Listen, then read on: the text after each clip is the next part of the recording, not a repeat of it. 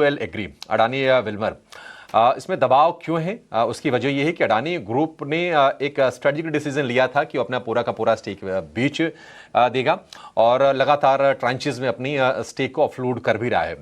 पूरी डिटेल के साथ हमारे सहयोगी विश्वमोहन हमारे साथ जुड़ गए हैं। विश्वमोहन, बताइए क्या अपडेट्स हैं और क्या रीजन हैं शेयर के टूटने की?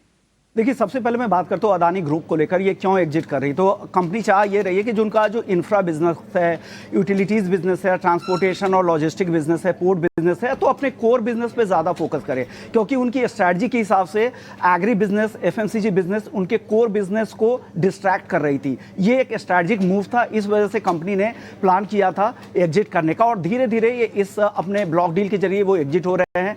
हफ्ते की शुरुआत में आपसे बातचीत भी हम लगातार बाजार में चर्चा कर भी रहे थे कि 13% के आसपास उन्होंने अपना हिस्सा AWL एग्री बिजनेस से एग्जिट किया था, 13% के आसपास हिस्सेदारी बेची थी और आज भी ब्लॉक डील के जरिए करीब करीब जो बची हुई 7% हिस्सेदारी है उससे भी वो निकल गए हैं। अब इसके बाद जो अब हिस्सेदारी जो बचता है वो विल्मर इंटरनेशनल के पास बचता है। विल्मर इंटरनेशनल अब अकेला एकमात्र प्रमोटर इस कंपनी में रह गया है। उनके पास इस कंपनी में अब 57% हिस्सेदारी है, जो मेजॉरिटी प्लेयर है। इसके अलावा जब अडानी ग्रुप ने यहाँ से एग्जिट लिया तो कुछ इंस्टीट्यूशंस है, कुछ म्यूचुअल फंड हाउसेस है, उन्होंने यहाँ पे एंट्री की है और कुछ फॉरेन पी फंड्स भी है, उनकी भी इस कंपनी में दिलचस्पी है, जो ब्लॉक डील के जरिए धीरे धीरे अपनी हिस्सेदारी उन्होंने कुछ बढ़ाया है। लेकिन अब पूरी तरह से विल्मर के हाथ में आ चुका है। सिंगापुर की कंपनी है जो इसका प्रमोटर है। हम सभी जानते हैं कि फॉर्चून नाम से जो ब्रांड कंपनी चलाती है वो काफ़ी यहाँ पे उनका पेनिट्रेशन लेवल काफ़ी ज़्यादा है, देश भर में उनके ब्रांड है। लेकिन अडानी ग्रुप के लिए स्ट्रैटेजिक मूव इसलिए है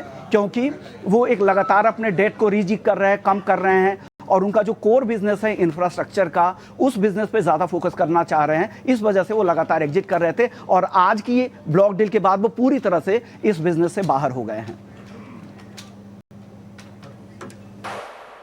ठीक है, एक कंफर्मेशन हो गया, ये होने वाला था, कोई नई चीज़ नहीं है। और ये होता है ना, जब खबरें आती है ना तो धीरे धीरे प्राइसिंग होती जाती हैं। ऐसा नहीं कि इसका कोई नया इम्पैक्ट आगे पड़ेगा, बट ये है कि एक क्रूशियल अपडेट ज़रूर है। लेकिन चलिए जरा आगे बढ़ते हैं शो में। विश्वमोहन, बहुत शुक्रिया ये सारे के सारे अपडेट्स देने के लिए।